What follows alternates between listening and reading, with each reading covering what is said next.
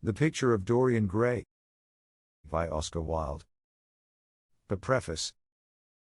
The artist is the creator of beautiful things. To reveal art and conceal the artist is art's aim. The critic is he who can translate into another manner or a new material his impression of beautiful things. The highest as the lowest form of criticism is a mode of autobiography. Those who find ugly meanings in beautiful things are corrupt without being charming. This is a fault. Those who find beautiful meanings in beautiful things are the cultivated. For these there is hope. They are the elect to whom beautiful things mean only beauty.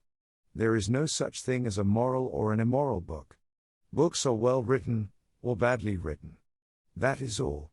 The 19th century dislike of realism is the rage of Caliban seeing his own face in a glass. The 19th century dislike of romanticism is the rage of Caliban not seeing his own face in a glass. The moral life of man forms part of the subject matter of the artist, but the morality of art consists in the perfect use of an imperfect medium. No artist desires to prove anything. Even things that are true can be proved. No artist has ethical sympathies. An ethical sympathy in an artist is an unpardonable mannerism of style. No artist is ever morbid. The artist can express everything. Thought and language are to the artist instruments of an art. Vice and virtue are to the artist materials for an art. From the point of view of form, the type of all the arts is the art of the musician. From the point of view of feeling, the actor's craft is the type. All art is at once surface and symbol. Those who go beneath the surface do so at their peril. Those who read the symbol do so at their peril. It is the spectator, and not life, that art really mirrors. Diversity of opinion about a work of art shows that the work is new, complex, and vital. When critics disagree, the artist is in accord with himself. We can forgive a man for making a useful thing as long as he does not admire it. The only excuse for making a useless thing is that one admires it intensely. All art is quite useless. Oscar Wilde. Chapter 1. The studio was filled with the rich odor of roses, and when the light summer wind stirred amidst the trees of the garden, there came through the open door the heavy scent of the lilac, or the more delicate perfume of the pink flowering thorn. From the corner of the divan of Persian saddle-bags on which he was lying, smoking, as was his custom, innumerable cigarettes, Lord Henry Wotton could just catch the gleam of the honey-sweet and honey-coloured blossoms of a laburnum, whose tremulous branches seemed hardly able to bear the burden of a beauty so flame-like as theirs, and now and then the fantastic shadows of birds in flight flitted across the long tussery silk curtains that were stretched in front of the huge window, producing a kind of momentary Japanese effect, and making him think of those pallid, jade-faced painters of Tokyo who, through the medium of an art that is necessarily immobile, seek to convey the sense of swiftness and motion. The sullen murmur of the bees shouldering their way through the long unmown grass, or circling with monotonous insistence round the dusty gilt horns of the straggling woodbine, seemed to make the stillness more oppressive. The dim roar of London was like the bourdon note of a distant organ. In the centre of the room, clamped to an upright easel, stood the full-length portrait of a young man of extraordinary personal beauty, and in front of it, some little distance away, was sitting the artist himself, Basil Hallward, whose sudden disappearance some years ago caused, at the time, such public excitement and gave rise to so many strange conjectures. As the painter looked at the gracious and comely form he had so skillfully mirrored in his art, a smile of pleasure passed across his face, and seemed about to linger there. But he suddenly started up, and closing his eyes, placed his fingers upon the lids, as though he sought to imprison within his brain some curious dream from which he feared he might awake. "It is your best work, Basil, the best thing you have ever done," said Lord Henry languidly. "You must certainly send it next year to the Grosvenor. The Academy is too large and too vulgar. Whenever I have gone there, there have been either so many people that I have not been able to see the pictures, which was dreadful, or so many pictures that I have not been able to see the people, which was worse. The Grosvenor is really the only place." "I don't think I shall send it anywhere," he answered, tossing his head back in that odd way that used to make his friends laugh at him at Oxford. "No, I won't send it anywhere." Lord Henry elevated his eyebrows and looked at him in amazement through the thin blue wreaths of smoke that curled up in such fanciful whirls from his heavy, opium-tainted cigarette. Not send it anywhere? My dear fellow, why? Have you any reason? What odd chaps you painters are. You do anything in the world to gain a reputation. As soon as you have one, you seem to want to throw it away. It is silly of you, for there is only one thing in the world worse than being talked about, and that is not being talked about. A portrait like this would set you far above all the young men in England, and make the old men quite jealous, if old men are ever capable of any emotion. I know you will laugh at me, he replied, but I really can't exhibit it. I have put too much of myself into it. Lord Henry stretched himself out on the divan and laughed. Yes, I knew you would, but it is quite true, all the same. Too much of yourself in it. Upon my word, Basil, I didn't know you were so vain, and I really can't see any resemblance between you, with your rugged strong face and your coal-black hair, and this young Adonis, who looks as if he was made out of ivory and rose leaves. Why, my dear Basil, he is a Narcissus, and you, well, of course you have an intellectual expression and all that. But beauty, real beauty, ends where an intellectual expression begins. Intellect is in itself a mode of exaggeration, and destroys the harmony of any face. The moment one sits down to think, one becomes all nose, or all forehead, or something horrid. Look at the successful men in any of the learned professions. How perfectly hideous they are. Except, of course, in the church. But then in the church they don't think. A bishop keeps on saying at the age of 80 what he was told to say when he was a boy of 18, and as a natural consequence he always looks absolutely delightful. Your mysterious young friend, whose name you have never told me, but whose picture really fascinates me, never thinks. I feel quite sure of that. He is some brainless beautiful creature who should be always here in winter when we have no flowers to look at, and always here in summer when we want something to chill our intelligence. Don't flatter yourself, Basil, you are not in the least like him. You don't understand me, Harry, answered the artist. Of course I am not like him. I know that perfectly well. Indeed, I should be sorry to look like him. You shrug your shoulders?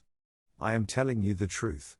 There is a fatality about all physical and intellectual distinction, the sort of fatality that seems to dog through history the faltering steps of kings. It is better not to be different from one's fellows. The ugly and the stupid have the best of it in this world. They can sit at their ease and gape at the play. If they know nothing of victory, they are at least spared the knowledge of defeat.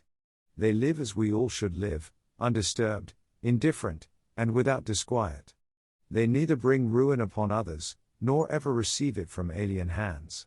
Your rank and wealth, Harry, my brains, such as they are, my art, whatever it may be worth, Dorian Gray's good looks, we shall all suffer for what the gods have given us, suffer terribly. Dorian Gray? Is that his name? Asked Lord Henry, walking across the studio towards Basil Hallward. Yes, that is his name. I didn't intend to tell it to you. But why not? Oh, I can't explain. When I like people immensely, I never tell their names to anyone. It is like surrendering a part of them. I have grown to love secrecy. It seems to be the one thing that can make modern life mysterious or marvelous to us. The commonest thing is delightful if one only hides it.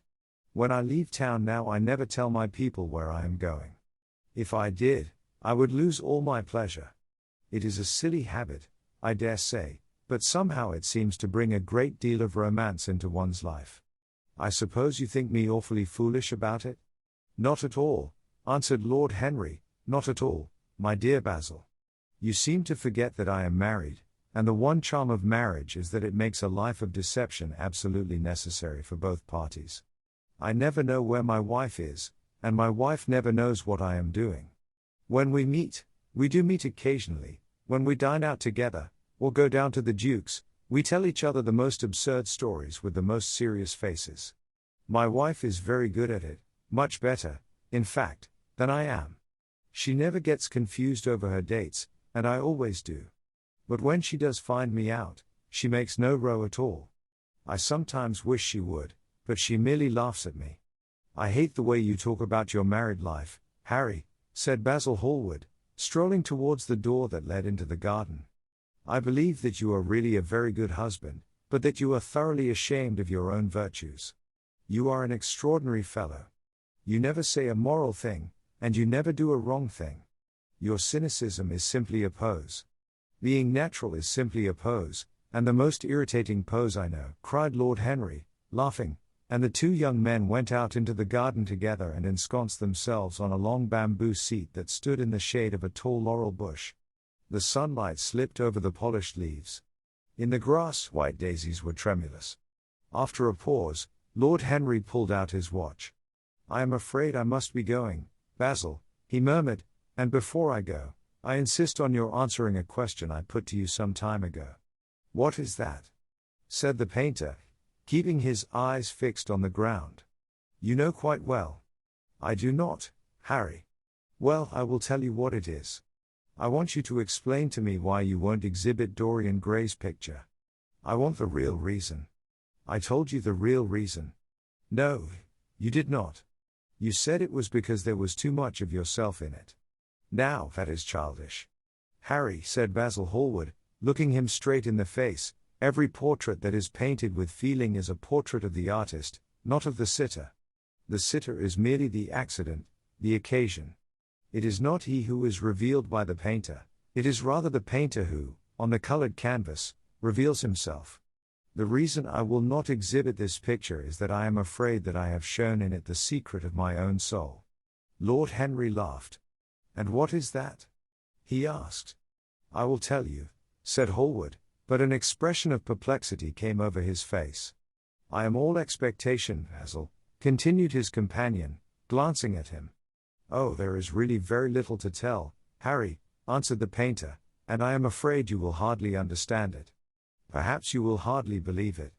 Lord Henry smiled, and leaning down, plucked a pink-petaled daisy from the grass and examined it. "I am quite sure I shall understand it," he replied, gazing intently at the little golden, white-feathered disc, "and as for believing things, I can believe anything, provided that it is quite incredible." The wind shook some blossoms from the trees, and the heavy lilac blooms, with their clustering stars, moved to and fro in the languid air. A grasshopper began to chirrup by the wall, and like a blue thread a long thin dragonfly floated past on its brown gauze wings.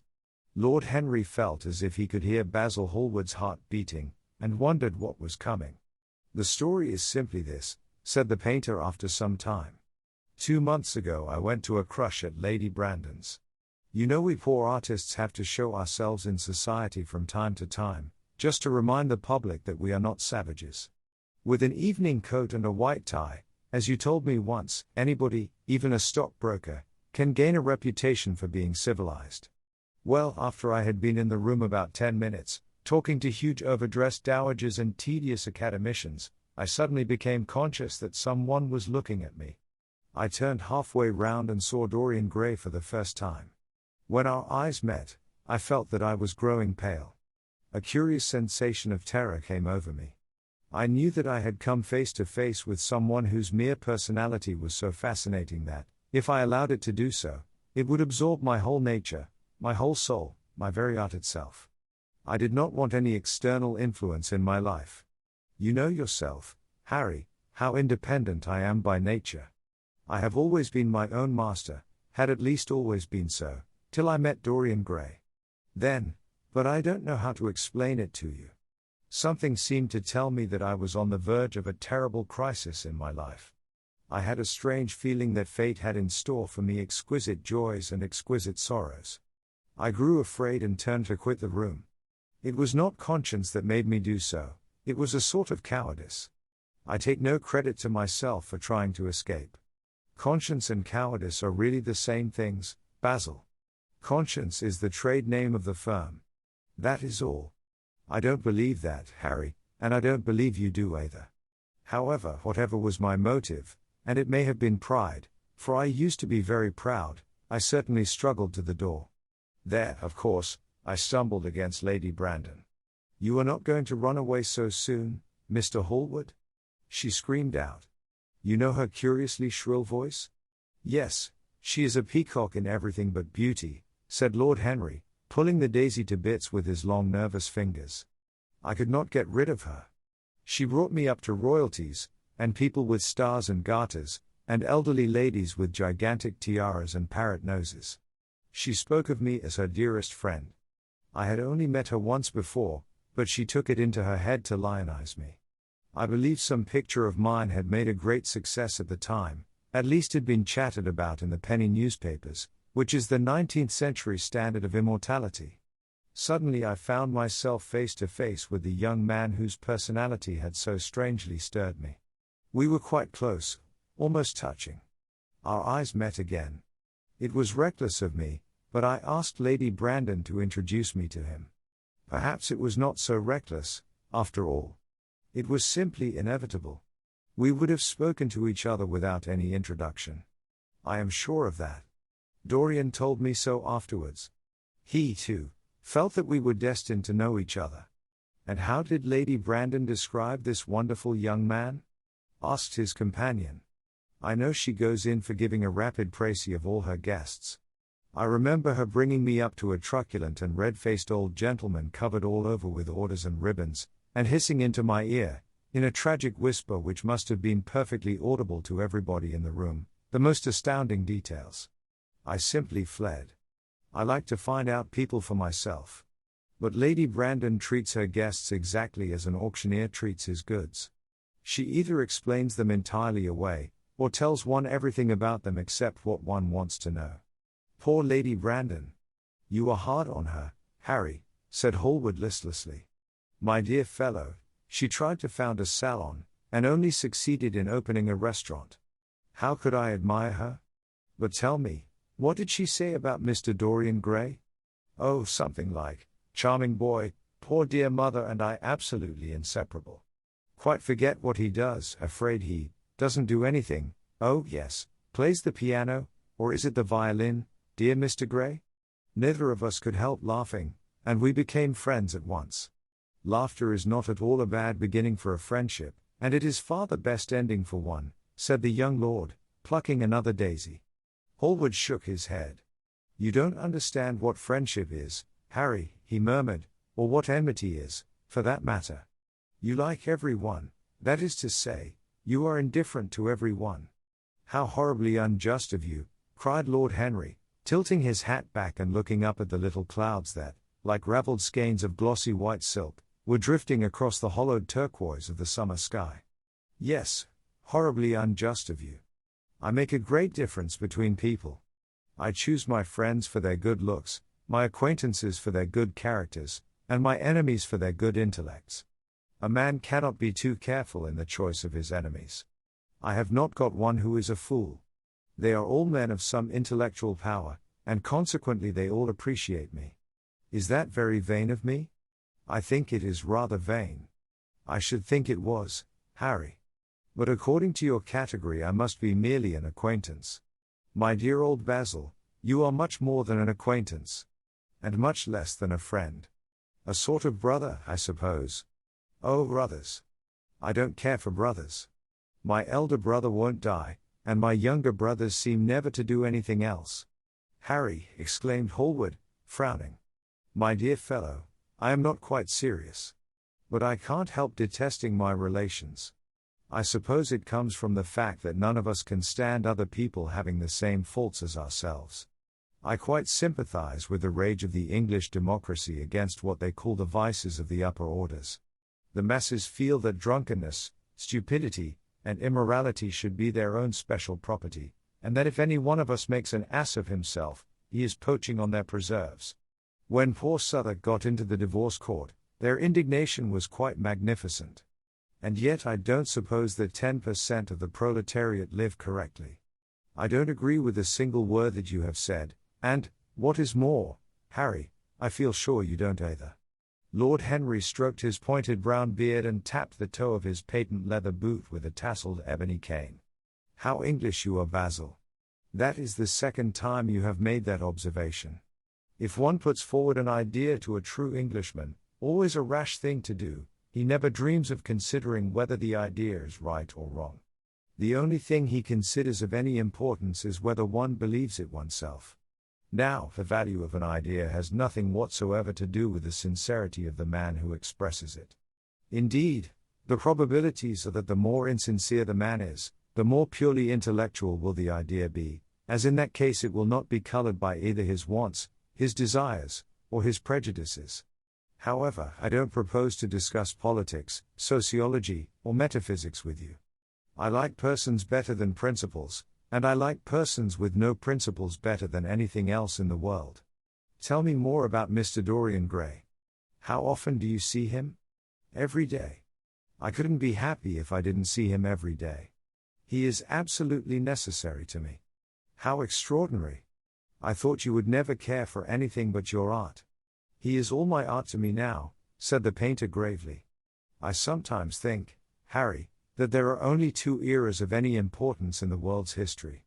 The first is the appearance of a new medium for art, and the second is the appearance of a new personality for art also. What the invention of oil painting was to the Venetians, the face of Antinous was to late Greek sculpture, and the face of Dorian Gray will someday be to me. It is not merely that I paint from him, draw from him, sketch from him. Of course, I have done all that. But he is much more to me than a model or a sitter. I won't tell you that I am dissatisfied with what I have done of him, or that his beauty is such that art cannot express it. There is nothing that art cannot express, and I know that the work I have done, since I met Dorian Gray, is good work, is the best work of my life. But in some curious way, I wonder will you understand me? His personality has suggested to me an entirely new manner in art, an entirely new mode of style. I see things differently, I think of them differently. I can now recreate life in a way that was hidden from me before. A dream of form in days of thought, who is it who says that? I forget, but it is what Dorian Gray has been to me. The merely visible presence of this lad, for he seems to me little more than a lad, though he is really over 20, his merely visible presence, I wonder can you realize all that that means? Unconsciously he defines for me the lines of a fresh school, a school that is to have in it all the passion of the romantic spirit, all the perfection of the spirit that is Greek. The harmony of soul and body, how much that is. We in our madness have separated the two, and have invented a realism that is vulgar, an ideality that is void. Harry, if you only knew what Dorian Gray is to me. You remember that landscape of mine, for which Agnew offered me such a huge price but which I would not part with. It is one of the best things I have ever done. And why is it so? Because, while I was painting it, Dorian Gray sat beside me. Some subtle influence passed from him to me, and for the first time in my life I saw in the plain woodland the wonder I had always looked for and always missed. Basil, this is extraordinary. I must see Dorian Gray. Hallward got up from the seat and walked up and down the garden. After some time he came back. Harry, he said, Dorian Gray is to me simply a motive in art. You might see nothing in him. I see everything in him. He is never more present in my work than when no image of him is there. He is a suggestion, as I have said, of a new manner. I find him in the curves of certain lines, in the loveliness and subtleties of certain colors. That is all. Then why won't you exhibit his portrait? Asked Lord Henry. Because, without intending it, I have put into it some expression of all this curious artistic idolatry, of which, of course, I have never cared to speak to him. He knows nothing about it. He shall never know anything about it. But the world might guess it, and I will not bare my soul to their shallow prying eyes. My heart shall never be put under their microscope.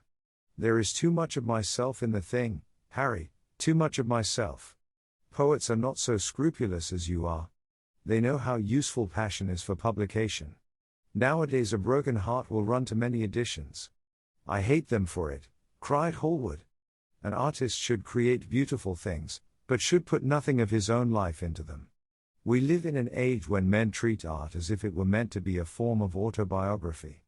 We have lost the abstract sense of beauty. Some day I will show the world what it is, and for that reason the world shall never see my portrait of Dorian Gray. I think you are wrong, Basil, but I won't argue with you. It is only the intellectually lost who ever argue. Tell me, is Dorian Gray very fond of you? The painter considered for a few moments. He likes me, he answered after a pause. I know he likes me. Of course I flatter him dreadfully. I find a strange pleasure in saying things to him that I know I shall be sorry for having said. As a rule, he is charming to me, and we sit in the studio and talk of 1,000 things. Now and then, however, he is horribly thoughtless, and seems to take a real delight in giving me pain. Then I feel, Harry, that I have given away my whole soul to someone who treats it as if it were a flower to put in his coat, a bit of decoration to charm his vanity, an ornament for a summer's day. Days in summer, Basil, are apt to linger, murmured Lord Henry. Perhaps you will tire sooner than he will. It is a sad thing to think of, but there is no doubt that genius lasts longer than beauty. That accounts for the fact that we all take such pains to over-educate ourselves. In the wild struggle for existence, we want to have something that endures, and so we fill our minds with rubbish and facts, in the silly hope of keeping our place. The thoroughly well-informed man, that is the modern ideal. And the mind of the thoroughly well-informed man is a dreadful thing. It is like a bric-a-brac shop, all monsters and dust, with everything priced above its proper value. I think you will tire first, all the same. Some day you will look at your friend, and he will seem to you to be a little out of drawing, or you won't like his tone of color, or something. You will bitterly reproach him in your own heart, and seriously think that he has behaved very badly to you. The next time he calls, you will be perfectly cold and indifferent. It will be a great pity, for it will alter you. What you have told me is quite a romance of art one might call it, and the worst of having a romance of any kind is that it leaves one so unromantic. Harry, don't talk like that. As long as I live, the personality of Dorian Gray will dominate me. You can't feel what I feel. You change too often. Ah, my dear Basil, that is exactly why I can feel it. Those who are faithful know only the trivial side of love. It is the faithless who know love's tragedies. And Lord Henry struck a light on a dainty silver case and began to smoke a cigarette with a self-conscious and satisfied air, as if he had summed up the world in a phrase. There was a rustle of chirruping sparrows in the green lacquer leaves of the ivy, and the blue cloud shadows chased themselves across the grass like swallows. How pleasant it was in the garden! And how delightful other people's emotions were! Much more delightful than their ideas, it seemed to him. One's own soul, and the passions of one's friends, those were the fascinating things in life. He pictured to himself with silent amusement the tedious luncheon that he had missed by staying so long with Basil Hallward.